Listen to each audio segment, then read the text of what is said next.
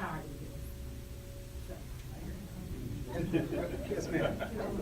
Listen, Yeah, I think at a certain time, I think if it's not a complete 180 and very soon, then I think black people need to come together and figure this out, because we cannot continue like this. Our brothers are dying, our uncles, our fathers, our grandfathers, we're dying at the hands of law enforcement, the people who's supposed to be protecting us. So it's like at a certain time, we're going to have to think, well, we can't continue on like this. We're going to have to come up with something different for our people, to protect our people, because they don't have our best intentions at heart. So we have to. Yes, ma'am. okay. Can I respond to that? Yeah, sure. Ma'am, I can't see, I don't have a line of sight on this, but you made this statement, that law enforcement arrests black people for almost no reason. I would challenge you and anyone in the room right now that if you ever become aware of a Delaware State Trooper arresting a black person for almost no reason, to use your words, that you call me immediately, okay?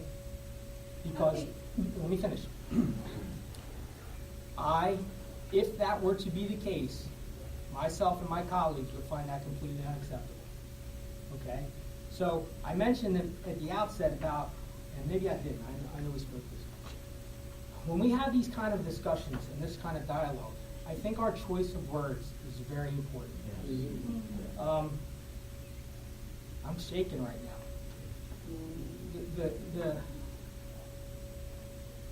The notion that Delaware law enforcement officers arrest any group of people for no reason bothers me deeply.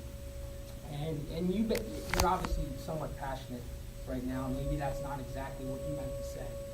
But I want to be clear that nobody that works for me, and I think Sergeant Earl, who's one of my 4 shift supervisors that runs the group, can attest to this. It's unacceptable for me to think that any of my personnel would ever do something like that. So I would challenge you, ma'am, and anyone in the room, again, if you ever feel that that's the case, you need to call. I said exactly what I meant to say, Understood. but I wasn't speaking specifically to the Delaware law enforcement. I'm speaking nationwide, not just Delaware. I'm speaking nationwide. But we need to be careful. I meant exactly what I said. We need to be careful, though. I was watching an episode of Locked Up. It's on MSNBC. It's about, the jail system locking people up. And this young black man got arrested and got thrown in jail for selling marijuana. Something that white people are set to make billions off of in the future, but they're still locking us up off of petty marijuana charges that they're going to make billions off of. And it's just stuff like that that's ridiculous, and we just have to think about things like that, because we cannot continue along this road. There has to be some major changes, or black people will have some real tough choices to make. Excellent. Ma'am? Okay.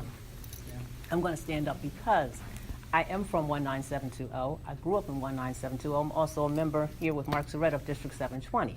I can remember when the county police used to come through my neighborhood on mounted patrol. I come from 3 generations of police officers. My father is a retired Delaware State police officer.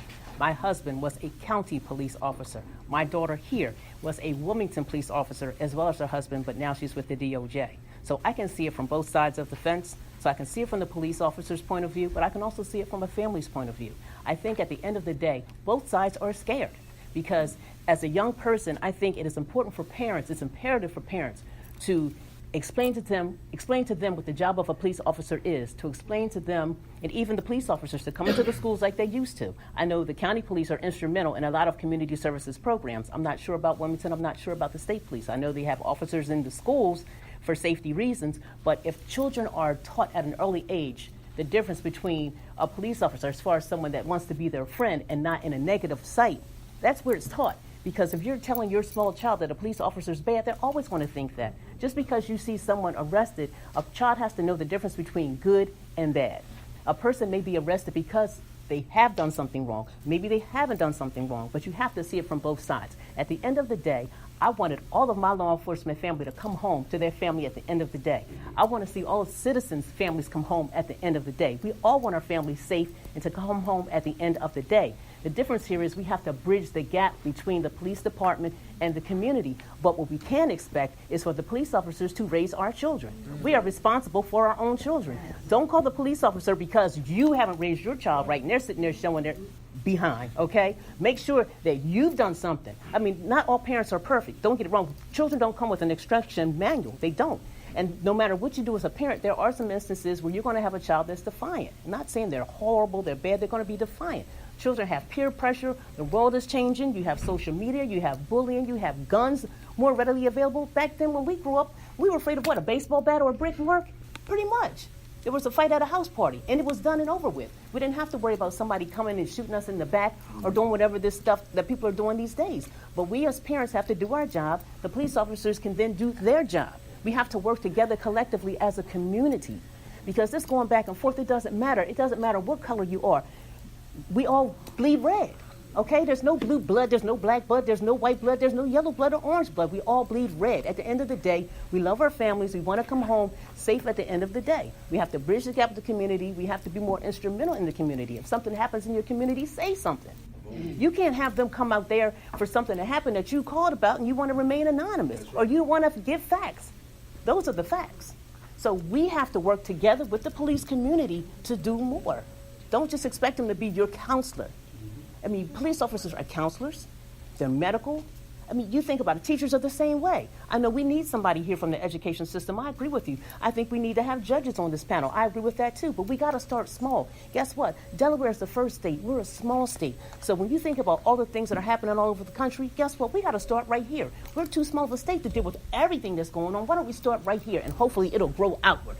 We got to plant the seed here. Hopefully it'll grow outward. That's all I'm saying. So look at the big picture here. We have to work together. That's why I'm here, because I care. I don't even live in Newcastle anymore, but I have family that still lives in Newcastle. I care about Newcastle. We come out here and we do things in Newcastle because we care. We still care about our community. We want to see the things that happened with us when we were kids in the community. We had fun. Everybody knew everybody. Nowadays, nobody knows anybody.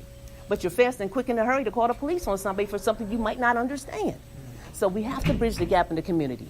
That's all I'm saying. Can I rebuttal that real quick? Because Sister had made a very good point. And as one of the organizers for the March for Our Lives, that's the reason why I was late, over at Wilmington, one of the things that did come up there, since Joe Biden had took over the whole thing, one of the things that did come up, she said, we have to see both sides. And she said some great things there. But I'm going to say this. The truth has only one side. There's only one side of the truth. Y'all work for us. We are the constituents, and we only want professionalism from our law enforcement. That's all I have to say. Yes, sir. I think we should go back to the comment that was very related here is where we're headed. Okay? I'm going to say the following in regards to all these comments. It is hard to drive forward if you keep looking back. That's right. Thank you. And I think we all know that as drivers. So I'm going to say this. There's a lot of history here on everybody's table that we can all take pot shot on. But if we're going to go forward, then we have to look forward. When you look at the criminal justice system and this nation's history of incarceration, okay, it costs $60,000 a year to have one person in prison. Okay, that is probably the same amount of money. Okay, and it costs to send someone to Yale and Harvard. Okay, when you think about it in those contexts, okay, we as a people should be asking ourselves: are we expending our resources correctly?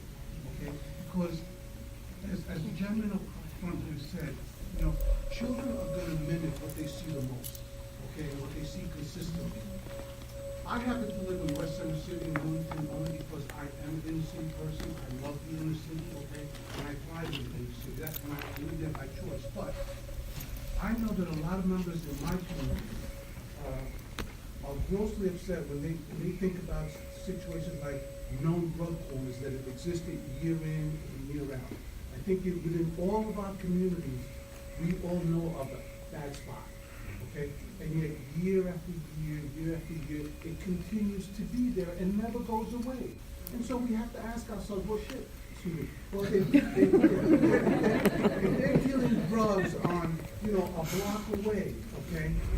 And that's something that my kids have to see on their way to school, on their way shopping, on their way to go wash clothes.